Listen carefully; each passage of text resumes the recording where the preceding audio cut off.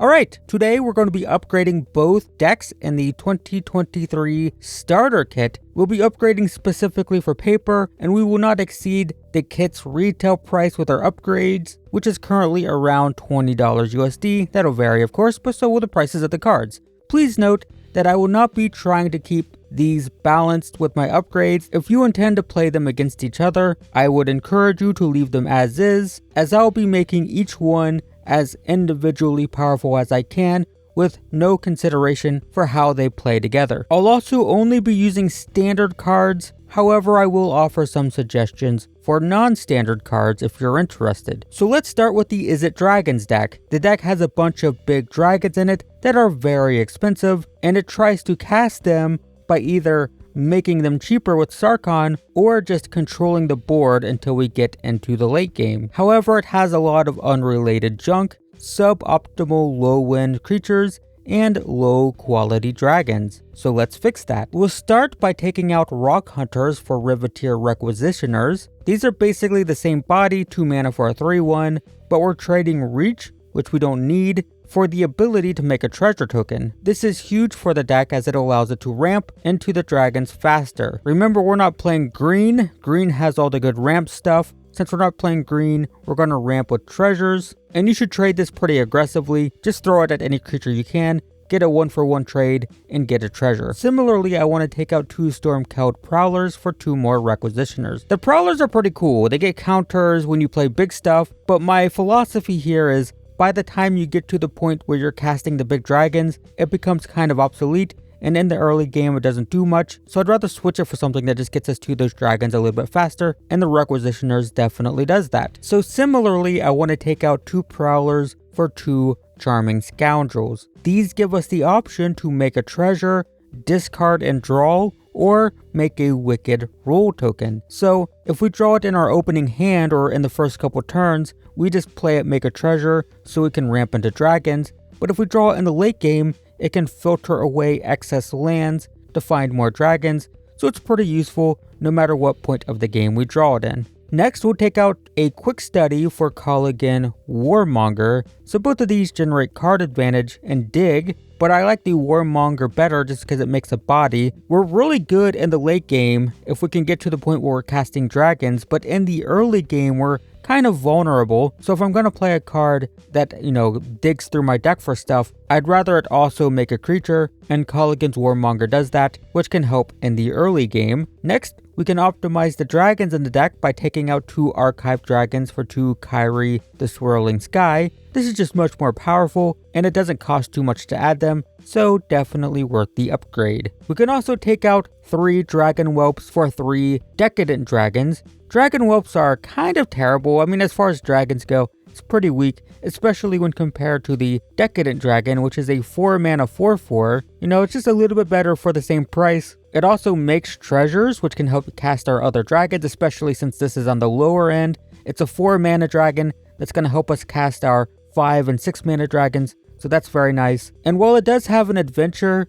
that's not the important aspect of this card. We just want a 4 mana 4/4 flyer that makes treasures, though do note that you can cast that adventure sometimes with treasures. We're not going to add any black mana to our mana base, but every once in a while you might end up casting that, but it's not the point. I also want to take out Dragon Wing Glider for Manaform Hellkite. The glider has dragon in its name, but it's not an actual dragon, so it can't be found with Warmonger. So let's take it out for an actual dragon, and this one's okay. It's pretty decent. It's a pretty solid body, and it makes temporary dragon tokens whenever we cast spells. And this deck does have a lot of burn spells and stuff to help trigger it, so it's not bad. We can also take out Shivan Branch Burner for Realm Scorcher Hellkite. I mean, do we want a dragon that burns branches, or do we want one that scorches realms?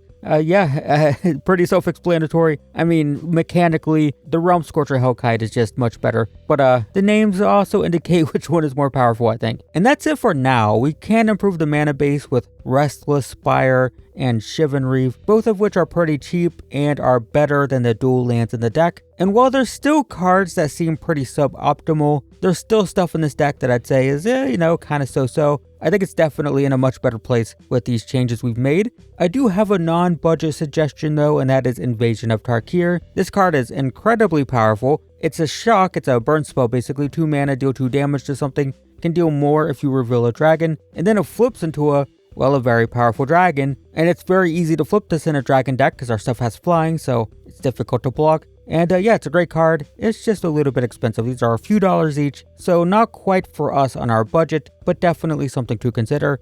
Another Sarkhan or two would be nice as well, but these are also pretty expensive because I believe they're played in Commander. And if you're interested in non-standard upgrades, some very useful cards would include Dragon Lord Servant, Magda, and Dragon Tempest. The first reduces the price of dragons, does the same thing as Sarkhan.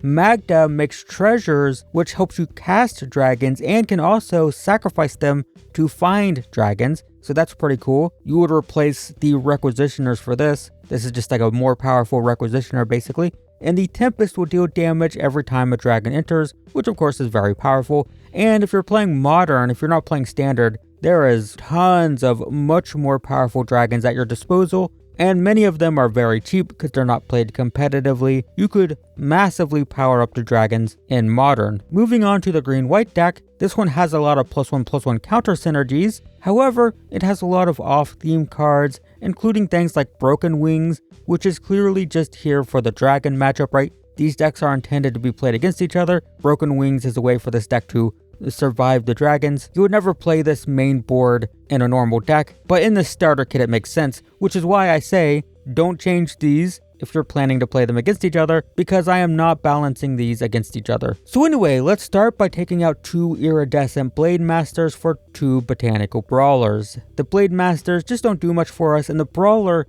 is the most powerful card for this strategy in Standard. It gets a +1/+1 counter every time it sees another permanent get a +1/+1 counter the first time each turn. This is the reason to play +1 counter decks in Standard, and I assume the reason this was omitted is because it is pretty difficult to track for new players. You have to be aware of what has gotten a counter and what hasn't, and remember to constantly give this counters when new things get counters every turn. With that said, this is obscenely powerful and should definitely be in the deck, and for that reason we'll also take out 2 Samite Herbalists for 2 more Brawlers. Don't have much to say here. The Herbalist is like good in draft, I guess. I remember drafting this in Dominaria, but not as powerful as literally the best card we can play in this deck, which is Botanical Brawler. Next, we'll take out 3 Mesa Cavaliers for 3 Kami of Whispered Hopes. So this is going to add an additional counter whenever we add a counter to something. And this is insane when combined with Botanical Brawler, because if something gets a counter, the Kami will see that, give it an extra counter, then the Brawler will see that, put a counter on itself, and then get an extra counter from the Kami. So this just massively amplifies our counters. It gets hectic. It's hard to track. I'm pretty sure that's why these cards were left out. As a new player starter kit, this can be a little bit overwhelming, but it gets very powerful. I've played this on Arena, by the way. If you want to see all the stuff happening on Arena, I do have a video covering it, and it gets pretty crazy. We can also take out 2 Sigiled Sentinels for 2 Quirion Beast Callers. The Beast Caller is crazy, so it gets a counter every single time we cast a creature. It gets huge, and if the opponent kills it, when it dies, it's going to move its counter to another creature. So it's great. It gets huge, and our opponent can't really deal with it without making something else huge. We're also going to take out 2 Recruitment Officers for 2 Enduring Bond Wardens. The officers are great in human decks. This is played competitively, but doesn't do much for us in this deck. And the Bond Wardens are similar to the Beast Callers in that they transfer their counters to something else when they die, which will constantly re-trigger Botanical Brawlers.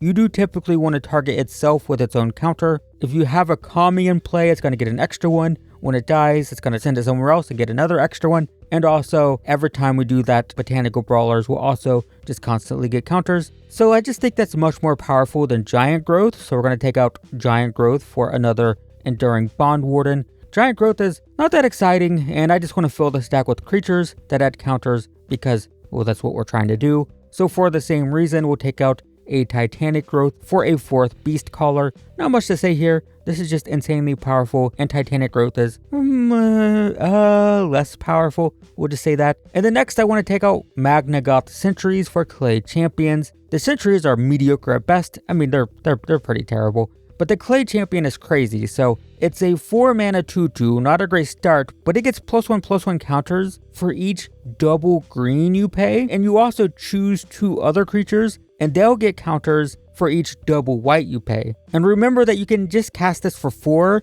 but any extra mana you can add to it just to get more counters, right? So like, let's say you just pay 2 green, 2 white for this. It's going to be a 4 mana 5/5 that distributes counters to 2 other creatures, assuming you just pay 4 mana for it. But you can also pay 6 or 8 mana for it and just get more and more counters. So it's pretty crazy. Much better than the Magnagoth Centuries. So those 2 Broken Wings I mentioned earlier, we're going to take those out for 2 Simian Simulacrums. Broken Wings just aren't great in general, unless you like specifically know that you're going to be playing against dragons every game. So in the starter kit matchup, sure, it makes sense. But in general, Simian Simulacrums are just great. They add counters. They can be unearthed for more counters. They're going to add more counters to Botanical Brawlers. The counters are going to get amplified by the Kami. It's just very good. And finally, we can take out 2 Chomping Kavus for 2 Siege Veterans. Siege Veterans add counters every turn, making it very powerful when combined with Botanical Brawler and Kami of Whispered Hopes. And the Chomping Kavu is,